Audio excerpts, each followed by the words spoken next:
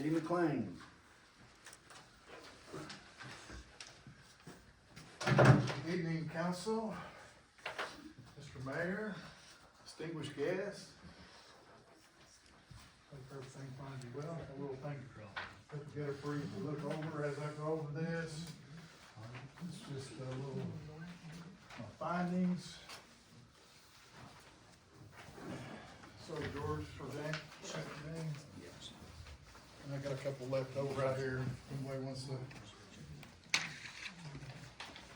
Okay, my name is Eddie Mclain, and as of last month, I came and I talked to the council about the water that's in the city and what it is. So I met with Mr. Caudill, Mr. James, we come in here, and I came up with a plan where I was going to take some 4-foot tubes, a piece of the pipe, and drill them into the ground and put a bobber on where I can monitor how high the water was in those 10 wells. So I walked up and down the boulevard. So water runoff has been placed in the basin on the Mitchell Plateau. So what we got here in the Mitchell area is the Mitchell Plateau is known as a karst aquifer.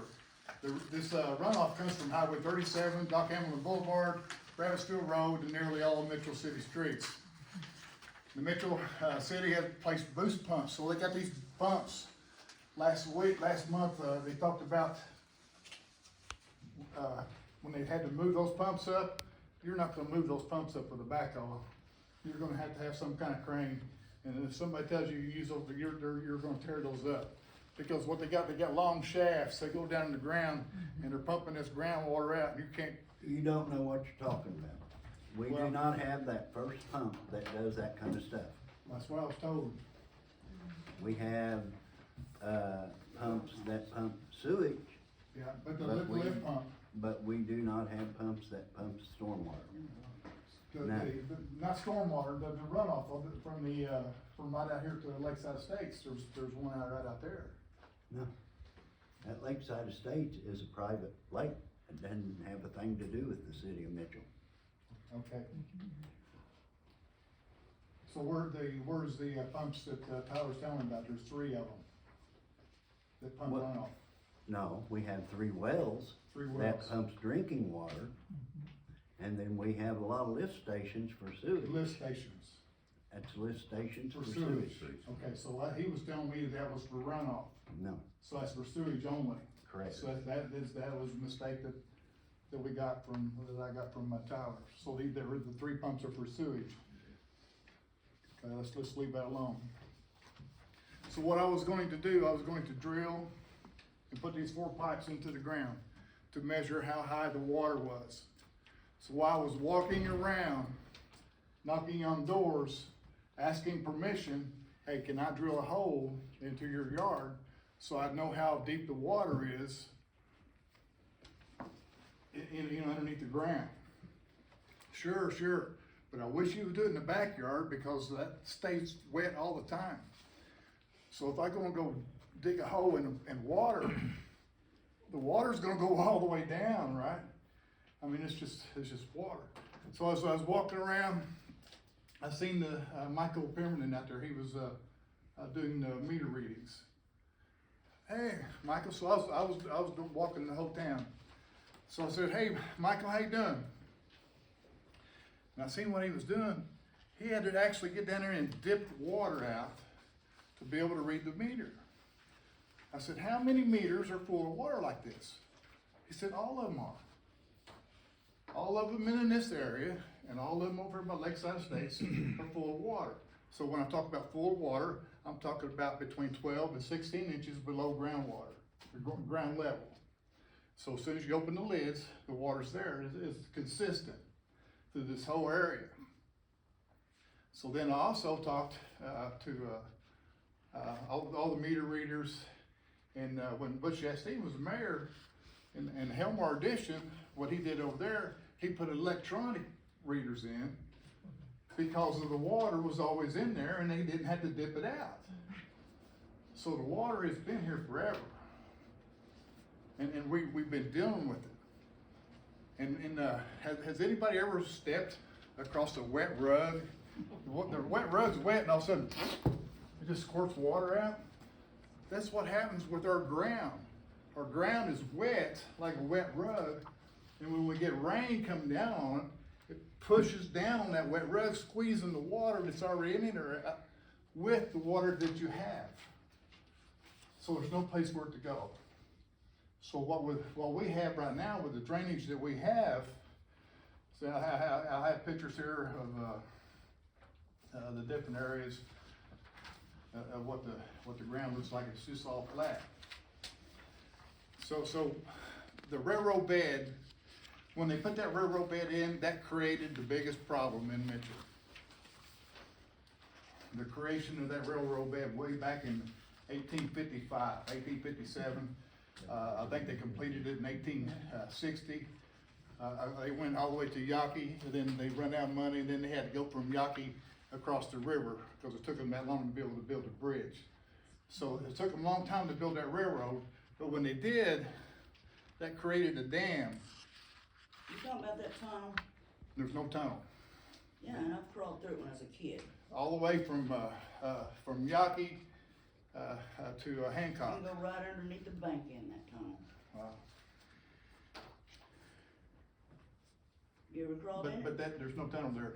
You ever crawled in it? But there's what that is, it's, if Mitchell wanted to relieve that aquifer, to get that groundwater out, they, from Hancock all the way out to the north of town, if they would take that railroad bed out and make it a levee out of it, the water can drain from Hancock all the way north of town with no pumps, gravity, and you use material you already have. Because the railroad beds are 30 feet wide, average of 5 feet tall, so you're gonna have 2,022-ton truckloads of dirt, rock to sell or move, whatever you wanted to do with that railroad bed. Now, that in itself creates, it doesn't kill the wetlands.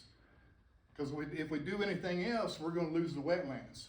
So what that does by having the aquifer in just 2 foot below the wetlands allows the water to get back into it and gives you a much nicer place to walk.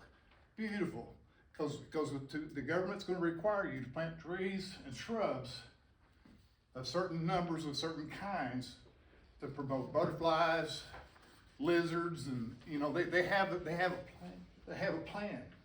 So this fix requires the railroad to help fix this town, to help fix this trail. I'm not against the trail. I love the idea of the trail, but it's ugly. I mean, if any other trails, you know, I've seen how they do them in Granite City and in St. Louis. Oh, it's pretty. They put the pavement on top of it. I rode my bike and had my little helmet on, you know, riding. It was fun. It's great. I loved it. But it don't have to be raised. It could be down here level, flat. We don't own that though. I know we don't own it, but we gotta stop it. Well, we're not Yeah. stopping it. We We're have not to. stopping it. We're not stopping it. We have to. The city doesn't own it. It's not the city's project.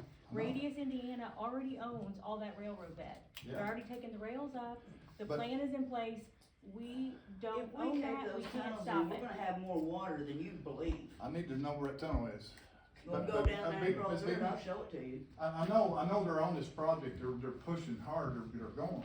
But that's. Yeah, because they I- want it done for our community to use it, That keeps so. more water off this of is- our this is Main done. Street than you believe. We want this done. Who's we? No, I said this is I done. crawled The through state, that when I was a the- kid. the contracts are The done. state has done That's been there appropriated since back in $29 the million, early 30s.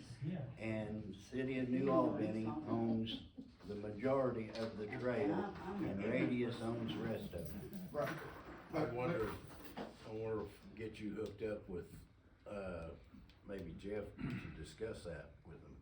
But I talked to the DNR, I talked to a geologist at the DNR, and she said that, let me find my notes here, static water levels in the area are between 30 and 60 feet down with a clay level at the surface. This would prevent water from rapidly infiltrating the ground surface into the aquifer during a flood event. So removing groundwater may not be helpful at all. If the surface waters and groundwaters are connected relatively quickly, then a significant amount of water will need to be pumped to allow enough storage for floodwaters. This would pose a threat to karst landscape with potential of causing sinkholes. Right, so that's exactly right. The more water you pull out, the more susceptible Yeah. to sinkholes you are. And she's saying That's it's more of exactly right. a soil issue as far as That's why it has to be runoff. done slowly, it has to be done very slowly. But you can't lower the aquifer to do that because the aquifer is 30 to 68 feet below the surface. That's not true. Well, that's what the state I geologist says. just done an experiment. Yeah, you're in groundwater though, I'm which in is at the- the aquifer is Right, below. Right, I'm at the groundwater. Yes. So groundwater, lowering the aquifer, pumping enough out to lower that will cause more problems, Yeah, I'm just talking about coming off the top, not going down and pumping off the bottom. which is the There's groundwater, a difference, which yes. is what the soil is holding is groundwater. So I'm wanting to remove the groundwater. Can we get this gal's, email or whatever, or contact and give it to Eddie so he can talk to her? I would love to talk to her. I would love to talk Yeah, to I mean- anybody that's got any kind of scientific data because Yeah, I mean, I am there's studying soil this like study, nobody there's, ever has. but she's saying that that's what that is, there, and I printed off the soil study. I mean, that is what the problem is, we have soil that holds water. Correct, there is a hard surface, it's a It's- karst surface that is, if you ever went into a cave, you see the water trickling down, you see these little bowls, where you have different bowls. We have a bowl, but the big bowl is right here underneath the city. In the city, this bowl is a hard rock bottom that is hardened limestone. I'd like, Well, that's the bedrock, we I'd have like, soil that's got clay Yes. holds water. I would So- like you to get her contact information and get it to Eddie, Okay, if that's all right. yeah, that's fine, And but I then- mean, she works with the DNR, You two can, there's all these maps, Eddie, did you grow up here? I mean, Come on. but there's several maps on the I'm DNR not, website. I'm not the same guy I was years ago. And then there's a USGS, but the There's car caves system all over is this town. entirely mapped out. Where she said there are a few pumps in the area that are substantial draws from the aquifer. So to pump enough to lower the aquifer, we would have to get permission from the state because let's, they have the DNR. I mean, she's basically saying this is not, what you're wanting to do is not possible and it won't fix the problem. No, it would create a big problem. but anyway, It'll bring water to the surface. I'd like you to get the contact and talk to her, okay? Okay, And have a discussion there. yes, sir. See where else we go. Yeah, because Mitchell has a problem with water. Water is below everybody's house. But, that way, Here's a way to look at it. Here's just one way to look at it. When you guys drive by Lakeside Estates, you see the water in Lakeside Estates, you think that water level right there is the And same. the more they try to move a problem, the more they make a problem over here. You know why? Cause there's caves everywhere. Yeah, so the water level is all the same, all the way through that whole valley, as that level right there. So anywhere you was to go dig a hole, anywhere you go dig a hole in that area, it's gonna fill up with water to the same level as that lake by morning. Eddie, there's the information, so if you'll take that Thank you very much. and make a contact things under there. and talk together about it, okay? Yeah. Okay. But the water is at the surface, and that's what I'd like to help to remove, because what that means is almost everybody's house in Mitchell's foundation is in water. Well, I mean, not everybody, cause I have a friend who put a pool in and they dug 10 feet down and never get Yeah. water. So I Right. mean, Right. it depends on the rock underneath it, how it's laid out, how fast, Exactly. but it also ties into the soil. And there are a lot of clay spots in this area, and I've got a soil survey, basically mapping it out on which areas are most prone to having water standing in it. Elmore was built on a landfill. And like I say, you make contact with this gal, Okay. and then Vicky, you can get some feedback from her. All right, thank you guys very When much. they get to